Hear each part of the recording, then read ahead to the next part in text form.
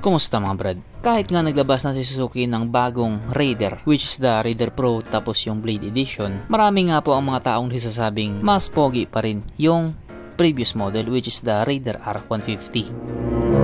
Sabagay may point naman sila at mag-agree din po ako doon. Yung iba nga po nagpapasalamat sila na nakabili na sila ng Raider R. Baka daw kasi biglang i-phase out tapos yung matira Raider Pro tapos yung Blade Edition. Sa tinagal-tagal po kasi ng panahon na sanay tayo na kapag sinasabing Raider, trademark talaga niya yung pagiging mabilis at pagiging gwapo. Kaya mataas nga po yung expectation ng mga tao dati na kung sakaling maglalabas ng bago ay magiging mas gwapo. Kaso anong nangyari?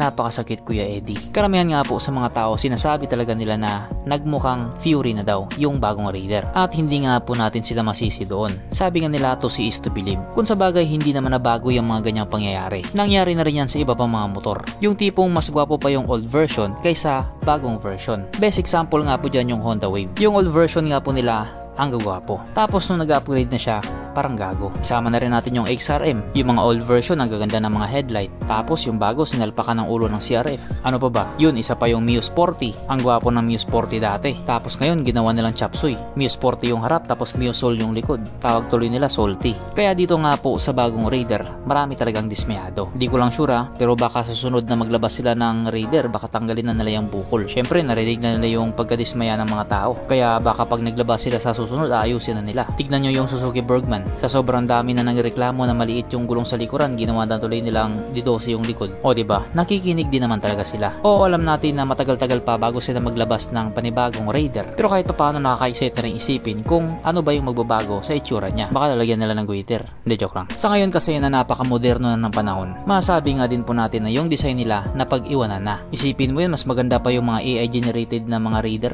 Ano yun, mas magaling pa mag-design yung mga content creator. Pero kahit ano nga pong sabihin natin, wala na, lumabas na yung Raider na bago. At saka sa ngayon, available pa din naman yung Raider R, yung previous model. Kaya kung sakaling nagbabala ka, balakin mo na. Kasi hindi natin alam kung i-phase out ba nila yan o mananatili pa rin siya. Ikaw Brad, kung ikaw ang tatanungin ko, alin ang mas gwapo?